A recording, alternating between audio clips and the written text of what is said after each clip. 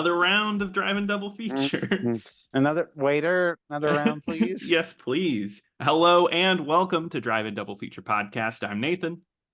I'm Ryan. This is the podcast where we talk about movies every Tuesday and Thursday. But before we get into today's episode, I want to talk to you about our Patreon. If you head over to patreon.com/Drive-In Double Feature Podcast, just for $5 a month, you help support the channel. And who knows, if you subscribe, Ryan might be sneaking around listening to you, and you might hear your story here on the podcast. But this Thursday, we are talking about Rollerball from 2002, the remake that we talked about on Tuesday. It feels weird to be here on a Thursday hosting. Wait, we talked about Rollerball? I've never seen Rollerball. Oh, did you forget about it again? After you rented it from Netflix DVD again? Yeah, I don't remember. I think I'd remember talking about Rollerball. Okay. Okay. Well, anyway, did you definitely remember the remake, right? Oh yeah, that one. Oh yeah, 100%. So I guess before we get into it, I do want to ask, because in the last episode you said you remember this coming out. I'm guessing you did not go out and see this movie, right? No, I mean overall, I I did not because I actually like at that time uh, I was super into Entertainment Weekly. Like I I had a think you've talked subscription. about this, yeah. Yeah, so it was you could like go in and show like a letter grade or whatever for like each of the movies.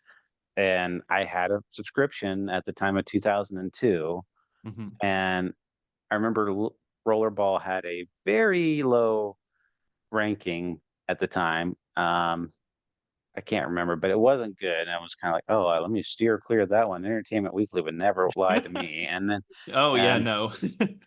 but I do remember the trailers for it because I'm a big wrestling fan, and Oh, one of the commentators for this movie is Paul Heyman, who used to own ECW, okay. and he was a wrestling commentator at the time, and he's still in wrestling to this day. Oh, that's cool. And he still is in Rollerball to this day, which I wouldn't call that praise. No, but I do remember the trailers for this movie and everything, and just being like, "Huh, okay, looks might be exciting." Yeah. Well, I don't really remember the release of this movie at all. But I mean, it makes sense. This movie made 25 million on a $70 million budget. I don't know how a studio funded this. A remake of Rollerball, which I mean was a cult classic, but this is them trying to elevate it to another level. And like for like a movie at the time, like from the 70s or whatever, this is like a lot more high octane era. Hmm. You'd think like this might be like a good opportunity to It's true. redo Rollerball. It would just be like, oh, like there could be a lot more impressive stunts and like just make the matches look a lot more cinematic and a lot more action packed. Yeah, but there was just a lot of issues with this movie to go in line with the three movies I picked this week, of just kind of early 2000s movie failures. This movie just had been dogged by issues with script rewrites and producers taking the movie, re-editing it. And actually, I don't know if you read this, John McTiernan went to federal prison because of this movie. Uh, the Oh, director. really? Yes. So he was so worried that the producers were changing his vision for Rollerball that he had their phones wiretapped. And yeah, he had their phones wiretapped, and they didn't find out about this till years later. And he went to prison in 2013 over this movie. And if you look at his filmography, his filmography ends pretty close to that, and he's been pretty much blacklisted from Hollywood ever since. Uh, what a The movie to go to director of prison for! the director of Die Hard, like just basically just kill Yeah, his career. the first I mean, Predator. yeah. I No, mean, like that he's a very prominent action director. yeah, and then he kills his career over Rollerball. But also it's just a lot of money going into a movie like this. This movie, I guess what's interesting here is there are two different versions of this movie. In the theater, a PG-13 release was put out. And which actually confused me because watching this on Tubi, one of the first things you see in this movie are a pair of boobs, and I was like, "What?" No, the Tubi version is the R-rated cut, which is I thought supposedly so. the better cut of the movie. Which I can imagine the PG-13 movie being cut to ribbons and just being worse. Like, because I saw that too. I'm like, because that was my first thought. Because even on Tubi, it says PG-13, Oh, it does? I and didn't even notice that. I think it does, but it, like you said, it's just like pair of boobs, like, and a lot of boobs in this Oh, movie. yeah, it's a whole lot of locker room scenes. They make sure to have it shot in locker rooms, and there's a lot of blood. It's a very violent movie. Um, so Yeah, th the Oh yeah, I was gonna say too, the difference is that these teams are now co-ed. These are not just male-led teams. yes, yeah, there's male, it's male and female. And now it's set in modern times. So oh, 2005. sorry, 2005. So slightly in the future, but not enough to really change things. It's not really about. So, big thing about this movie, it's more action oriented. It's more about the rollerball. They take away the corporate side of it, they take away the thriller side of it. It's just about the sport and maybe a little bit of meddling from the owner. Um, that's kind of the biggest sin of this movie to me is they should have Ding. kept. That's a ding. I agree. Um, that they should have leaned more into the action and shown really good stuff there, but definitely kept what made the original interesting, which is the thriller sci-fi part of it. Not completely get rid of that because what you have left is not very good. I don't know if you felt the same way. Oh no, this movie is a piece of crap. Like this It's movie, so bad. it sucks. Like, I mean, like I was surprised at how bad it was. Hmm. Like, because I was thinking like, maybe some decent action, but it's going to be like really badly acted or whatever, something along those lines. But they go, like you said, they pretty much strip everything that made the other movie stand out. Like you said, like the plot and Hmm. like the aspect of like it's one man versus everybody. But now on this one, it's just like, no, yeah, he's just this guy. He's awesome. Like he's like the star of Rollerball. Yeah, exactly. Because he's Jonathan in this. They keep some of the weirder elements of the original movie in here. And yeah, they just make him awesome. He's played by Chris Klein, who I do not think is equipped well to be a lead in the movie because he's really bad, just really awful. He's I mean, Chris Cron- Chris Klein is fine in the American Pie movies because he Yeah, doesn't have to do yeah, he doesn't have to do any heavy lifting. But like, if you see him in like almost any other movie, he's not good. I'm not trying no.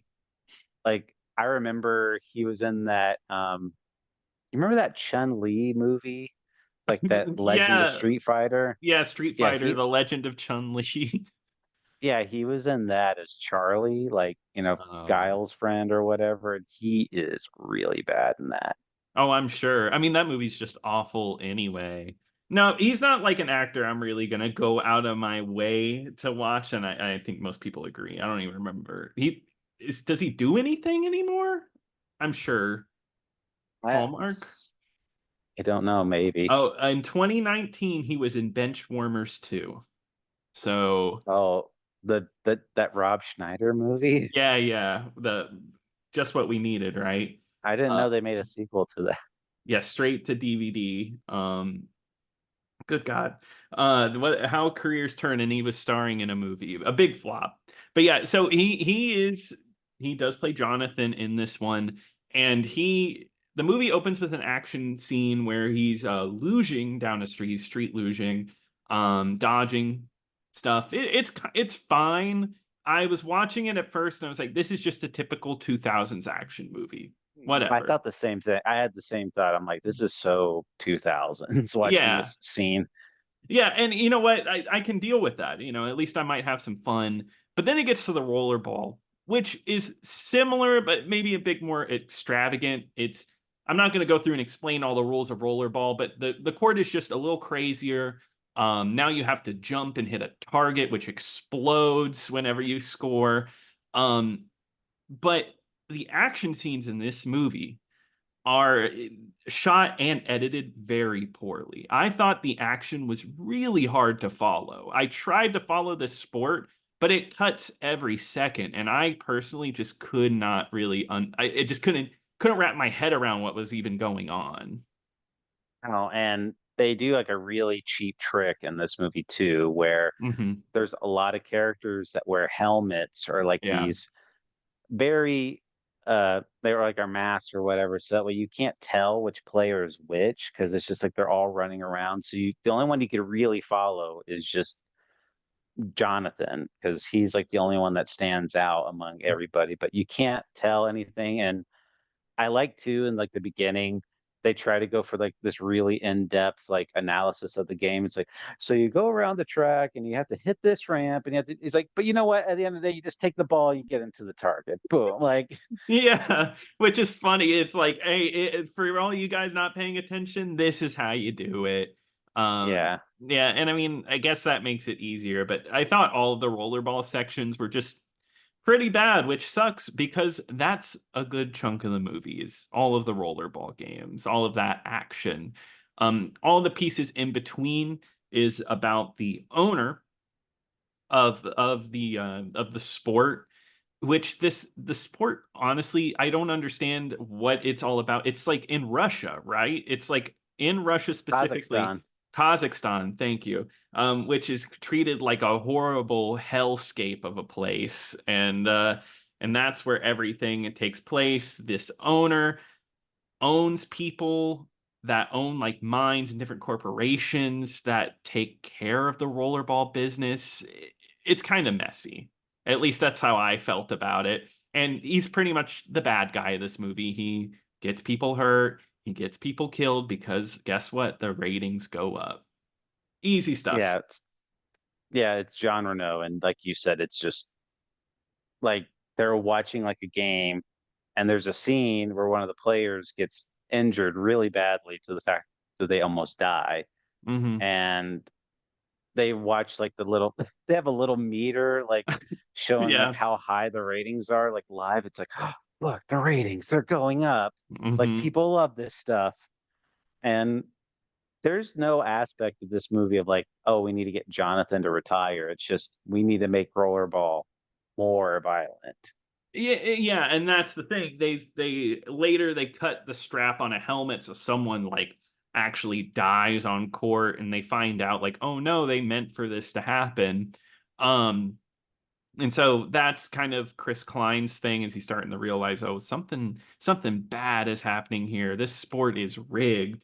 And LL Cool J plays Marcus, who's just like his best friend. He's for a little bit, he's kind of like just take the money and just deal with it. It's fine. Yeah. One of my He's mhm. oh, I wanted No. one of my favorite moments in this movie, and it made me laugh out loud, was when he was getting interviewed by the French lady, and she says, "Is it true your mom's a crack whore?" Which Oh came out yeah. of left field, and I was like, "What?" And I think he says, "Yes, that's true." No, I know he's no. joking. No, he No, said like he said like, no, my mom's a pediatrician or oh, he whatever. does. Oh, okay, then never Yeah. mind. But still, like, good God, it just like is so weird. Well, like they kind of make like everybody on the team has like their own like fake backstory in order to make Yeah. them interesting. Like Hmm. LL Cool J is like you said, it's like, oh, like his mother was a crack whore or whatever. But Jonathan, they like make up like he's like an ex rodeo star or something like that, and just Yeah. they're like he's a cowboy, yeah, like because like all the commentators are basically like oh rodeo cowboy hee ha type of thing, even though he's Yeah. not like that at all. No, he doesn't even have like an accent or anything. But yeah, that's how it's sold because this is syndicated all across the world and all these different countries. But at the core, we do have a romance, just like the original, not quite the same, with a team member named the Black Widow. And what I got out of this from the sex scenes is everything is that she kind of plays it like I'm a lesbian, but then secretly is straight because I guess she Yep. wants to portray a certain way on the field, which I thought was an interesting way to play it. Um, I think that was more so like I thought it was like she just didn't want guys hitting on her or whatever. So yeah, because it seemed like she was pretty committed to Jonathan. Like they were pretty much an item, even though they have to keep it secret. yeah, and it's one of those movies where like she has like one scar on her face and like like in a really She thinks he's sexy and ugly.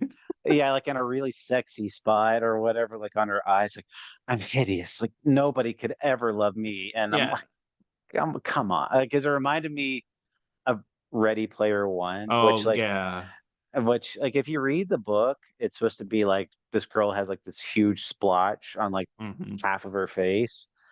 But in like the movie, she has like this little tiny mark or whatever. She's like, I'm so ugly. Yeah, that Just was like one of the worst parts of that movie is that scene where she's like, the guy has to be like, you're beautiful. And like, she's like, no, no. And it's just like a little mark. And it's the same here. It's, I forget her name now, but the Rebecca girl who, Romaine. yeah, the girl who played, Mystique, right? Yeah.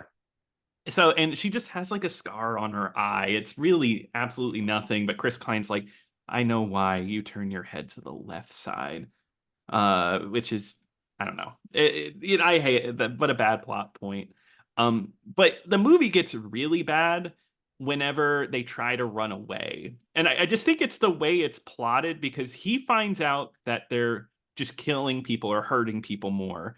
And I don't think he's in any danger whatsoever. But then all of a sudden he goes, we're running away. Like that's their big master plan is just to run away. And I know they're going to run away to say something, but I don't know. It would have been more interesting as maybe like an actual plot, like an actual like heist or something, not all right, we're getting on a motorcycle and running away. Yeah, I would have liked to have seen like maybe like they get a bunch of players together and do like an uprising type Hmm. of thing, or like you said, they kind of like go with like the intention of like we're gonna they're like, oh, we got to work with our opposing team, and then we're gonna take out like the corporate leaders type of thing. But Yeah. it doesn't end up like that. Like you said, they're just like, oh, we need to just leave, and like we need to get out of here. Yeah. And then we get what I called, and I know you saw it, one of the worst movie sequences I've ever seen in my I life. I Uh, I I was floored because I was just like, I have never seen a movie scene like that, like in my yeah. life, other than like a movie that's specifically set like a found footage movie or something Yeah. like that. Yeah, exactly. And that night vision is a little different. And that kind of adds to the horror where this movie, or sorry, this whole sequence is shot in night vision green, but is shot like the rest of the movie with this fast-paced action. And it looks horrible. It honestly was hard to look at. Like which is like talk about the worst thing you could do for a movie is make a movie just visually unappealing. I can't even look at it. I was like, I was just thinking like, did they make like I was just like I was waiting for the sequence. Like I thought like maybe they were gonna do like this quick sequence of like, Yeah. oh, it's night vision, like maybe like the bad guys are looking at them through night vision Yeah. goggles or something. But they switch camera cuts, and I'm thinking like I was thinking like maybe they were being filmed or something, and like maybe like the bad guys were watching, but that's not what it is at all. And I'm just they it chose to shoot that whole scene in night vision, and like you said, it's like one of the worst things I've ever seen in a movie. Yeah, it's just so visually unappealing. And like and it's long too. It's not quick. It'd be a little different if it was like a minute. But this is a long scene of them getting chased, and then a plane chases after them, and then they have to jump a bridge at one point. And there's a big emotional scene because this is the part where LL Cool J gets murdered for running away, and an emotional scene shot entirely in green with their eyes bug. You know how night vision eyes kind of like stand out and they look really dumb. That's the way it looks. It's god awful, and I cannot believe anyone was willing to actually make this happen. I mean, movies have a whole ton of people that make that movie come out, and the fact that they did this was no one said no. Horrible. So did you read why did that? No, I did not. So I read that because I was like, I have to know. Like, I was Hmm. like, because it stands out way too much for me that like that it bothered me. Yeah.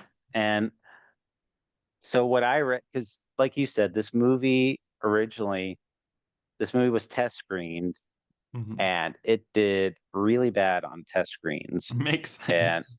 so they did a bunch of reshoots, which is why like the budget of this movie got so inflated. Hmm. Um, and one of the reasons is they shot this scene at night, but they decided that it was too dark. So they decided it was like they're like, oh, you can hardly see any of the action or whatever. And I think they did shoot like this new sequence or whatever, or they weren't able to shoot. I'm not sure, but they had the intention of just doing like a new scene entirely, but they never were able to. So they just took that with dark footage and just like added the night vision to it so that way it stood Oh, out more. So I'm just like, what? Like I that is like so lazy, yeah. like just such such a terrible, terrible way to make a movie. Like I was just like completely shocked. Like somebody thought that was a good idea. Yeah, and that it was allowed to be in the final cut of this movie. Yeah, and that it makes it even worse to know that like whatever they were editing on, like Final Cut Pro, they just went to the effects section and just dragged night vision on top of already filmed footage. That's miserable. But yeah, after that scene, Jonathan does get captured. He has to go back and he tries to get the safety of the Black Widow. Not that Black Widow, just to say it. I know you're thinking Marvel, I'm but always thinking Marvel. yeah, tries to get the safety for her, but she ends up on the opposing team. And they do the same thing from the first one where all rules are called off and you can just do whatever you want in this final sequence. Um, and then he does start a revolution at the end of the movie. He kind of creates an uprising and he breaks through the window and he kills the owner, or he doesn't kill him, but he beats the crap out of the owner. And yeah, it's all around just kind of a bad letdown ending because I forget the final line, but it ends with like, let's have sex, right? Like they break out and she's like, yeah, let's Yeah. have sex. It yeah, like you said, whatever intelligence was in the first movie, it's gone. Oh, And absolutely. oh, like because they shoot like the final rollerball scene, and like you said, people are dying, and then like it gets down to the final two, just like in the original rollerball, Mm-hmm. and you think Jonathan's gonna, you think he's gonna do like the same deal, he's gonna score the ball, but no, he like just he bursts through the glass of like the Mm. owner's box, and then just starts beating up everybody like in the owner's box, and just like, and I can just only imagine like the writer or like these corporate executives, like, producers in this movie just being like, why didn't Jonathan, the original, just like beat the crap out of that old man in that movie? Like, Yeah, I could see. I definitely. It's like, wow, what a he. Like not even thinking about like the what a moral. pussy. What He a should have just pussy. Yeah, punched. Yeah. not even thinking about his morals or anything. Like why he would do that. How he's standing up. No, it's like you just beat the crap out of him. But I wouldn't expect any less from a movie that this we didn't even talk about the soundtrack that is so 2000s new metal. Saliva. Yeah, and yeah, Slipknot, the whole band is in this movie playing music. It is very much of the era and like that's very in your face and that's kind of what this movie goes for. And like you said, there's just no intelligence. I think something good could have been made here, but instead they got rid of any of the interesting plot, put everything into the rollerball, which, mind you, I think could have worked. But like I said, the rollerball looks like garbage. So none of it is good in the end.